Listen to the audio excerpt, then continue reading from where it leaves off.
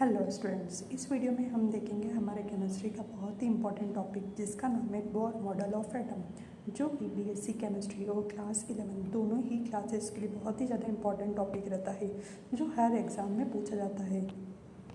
तो इस टॉपिक की हेडिंग है बोर मॉडल ऑफ एटम या बोर एटॉमिक मॉडल। तो बिना देर के स्टार्ट करते हैं। In order to overcome the limitation of Rutherford model of an atom, scientist Neil Bohr proposed a model of the atom. यानी इसके पहले एक और साइंटिस्ट थे जिनका नाम था रदरफोर्ड। रदरफोर्ड ने एटम को लेकर हमें कुछ मॉडल एक्सप्लेन किया था, लेकिन रदरफोर्ड के मॉडल में बहुत सारी लिमिटेशन आ गई थी।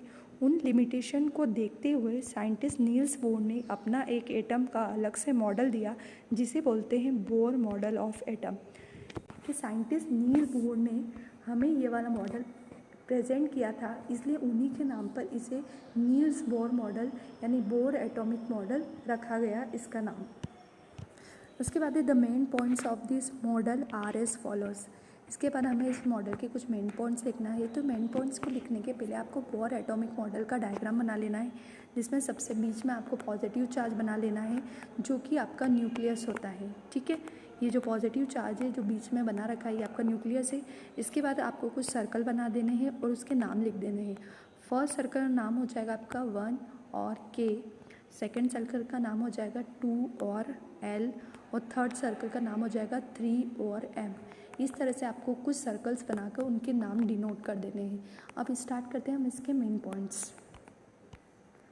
फर्स्ट पॉइंट है the electron move around the nucleus in permitted circular path known as orbit. यहाँ पर हमें नील्स बोर ने बताया था कि जो हमारे इलेक्ट्रॉन होते हैं वो इस तरह के सर्कुलर पाथ में रिवॉल्व करते हैं। ये आपके जो सर्कुलर पाथ आपको दिखाई दे रहे हैं, इन सर्कुलर पाथ के अंदर हमारे जो इलेक्ट्रॉन होते हैं वो रिवॉल्विंग कर सकते हैं। यानी इन सर्कुलर पाथ, जैसे ये सर्कुलर पाथ है तो इन सर्कुलर पाथ के अंदर ही हमारे इलेक्ट्रॉन जो होते हैं वो रिवॉल्व करते हैं, यानी घूमते रहते हैं। ठीक है, लेकिन एक वर्ड और बोला गया है परमिटेड सर्कुलर पाथ, यानी कुछ कुछ परमिटेड सर्कुलर पाथ के अंदर ही हमारे जो इलेक्ट्रॉन होते हैं वो रिवॉल्व कर सकते हैं। Circular path is known as orbit.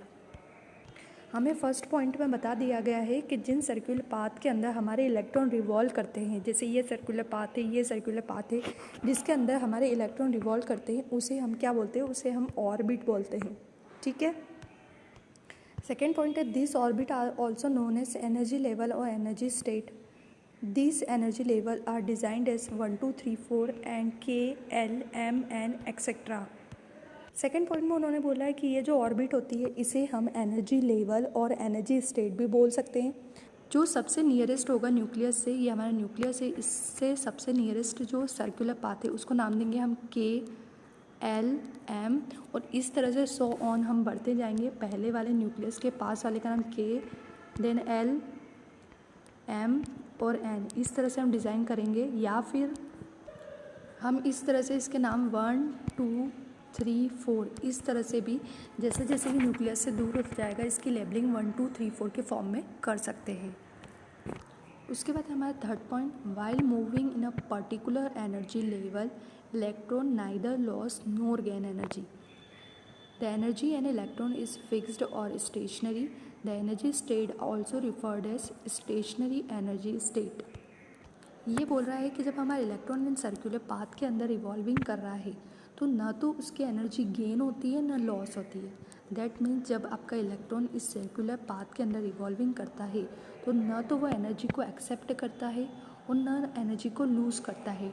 That means इस एनर्जी स्टेट में जो इलेक्ट्रॉन होते हैं उनकी एनर्जी क्या होती है, फिक्स होती है, स्टेशनरी होती है। इसलिए इन एनर्जी लेवल को हम स्टेशनरी स्टेट भी बोलते हैं। ये लिखा देखो, the energy state also referred as stationary energy state. That means जब आपका इलेक्ट्रॉन किसी सर्कुलर पाथ में रिवॉल्विंग कर रहा है न तो वो एनर्जी को लूज़ करेगा न ही एनर्जी को गेन करेगा, उस समय इस स्टेट को क्या बोलेंगे, स्टेशनरी एनर्जी स्टेट। उसके बाद है अगला फोर्थ पॉइंट है हमारा, the angular momentum of an electron can have certain value, possible value of angular momentum are given by. यानी पर्टिकुलर इलेक्ट्रॉन का एंगुलर मोमेंटम होता है और उसकी पॉसिबल वैल्यू को हम इस फॉर्मूले से एक्सप्रेस कर सकते हैं, डिटरमाइन कर सकते हैं। ये है हमारा फार्मूला mv/NH/2 पाई। इसका यूज़ करके हम इलेक्ट्रॉन के एंगुलर मोमेंटम को डिटरमाइन कर सकते हैं। यहाँ पे पहले हम बता देते हैं कि किस सिंबल का क्या मीनिंग होता है। m = mass of electron, v = velocity of a revolving electron, r = radius of the orbit, h Planck constant, n की value 1, 2, 3 and so on. n की डिफरेंट वैल्यू को यहाँ पर पुट करते जाएंगे और इलेक्ट्रॉन के एंगुलर मोमेंटम को डिटरमाइन करते जाएंगे। जैसे n की वैल्यू अगर हमने 1 रखी तो एंगुलर मोमेंटम क्या निकलेगा, यहाँ रख दो 1, तो ये हो गया 1h/2 पाई। n की जगह 2 रखोगे तो एंगुलर मोमेंटम क्या निकलेगा, 2h/2 पाई। इसी तरह से n की वैल्यू 3 रखोगे तो एंगुलर मोमेंटम क्या निकलेगा, 3h/2 पाई। इस तरह से हम इस फॉर्मूले में n की वैल्यू को पुट करके इलेक्ट्रॉन के एंगुलर मोमेंटम को फाइंड कर सकते हैं।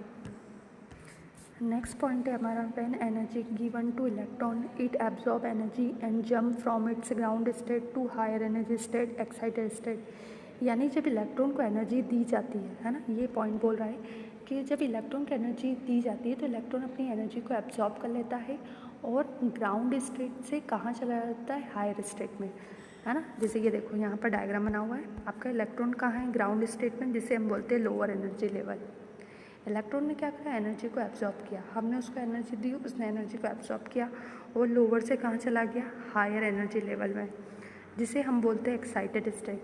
ठीक है, आगे लिखा है देन इलेक्ट्रॉन में jump back to ground state. इसमें आगे लिखा है कि जो एक्साइटेड स्टेट होती है वो अनस्टेबल होती है। डैट मीन्स आपका जो इलेक्ट्रॉन होता है वो वापस से कुछ समय एक्साइटेड स्टेट में रुकने के बाद फिर से कहाँ आ जाता है, लोअर स्टेट में, है ना। क्योंकि क्या बोला है हमको, नील्स बोर ने बताया था कि इलेक्ट्रॉन एनर्जी एब्जॉर्ब करके लोअर से हायर में चला तो गया, लेकिन जो हायर लेवल होती है जिसे हम एक्साइटेड स्टेट बोलते हैं वो अनस्टेबल होती है। इसलिए कुछ समय बाद आपका जो इलेक्ट्रॉन होता है वो फिर से कहाँ जाता है, ग्राउंड स्टेट यानी लोअर एनर्जी लेवल में। तो आपको इस तरह से डायग्राम बना देना है। सबसे पहले हमारा इलेक्ट्रॉन कहाँ था, लोअर एनर्जी लेवल में, जिसे हम लेते हैं E1 या फिर ग्राउंड स्टेट। आपका इलेक्ट्रॉन ने एनर्जी को एब्जॉर्ब किया, कहाँ चला गया, वो एक्साइटेड स्टेट में, जिसे हम बोलते हैं E2 या हायर एनर्जी लेवल। ठीक है, इलेक्ट्रॉन एनर्जी को एब्जॉर्ब करके लोअर से हायर में गया और हायर से फिर कहाँ पे आ जाता है, लोअर में आ जाता है। बस इन दोनों के बीच का एनर्जी डिफरेंस अगर हमको निकालना है तो हमें ये फॉर्मूले का यूज़ कर लेना है, डेली = E2 - E1। E2 यानी energy of electron in higher energy level and E1 is the energy of electron in lower energy level. दोनों का एनर्जी डिफरेंस हम डिटरमाइन कर सकते हैं। तो ये था आपका Bohr model of atom. I hope आपको क्लियर हो गया होगा। इसी तरह आप हमसे जुड़े रहिए ताकि हम आपके लिए हिंदी और इंग्लिश में इसी तरह से इम्पॉर्टेंट टॉपिक के नोट्स और उनकी वीडियोस एक्सप्लेनेशन के साथ लाते रहेंगे।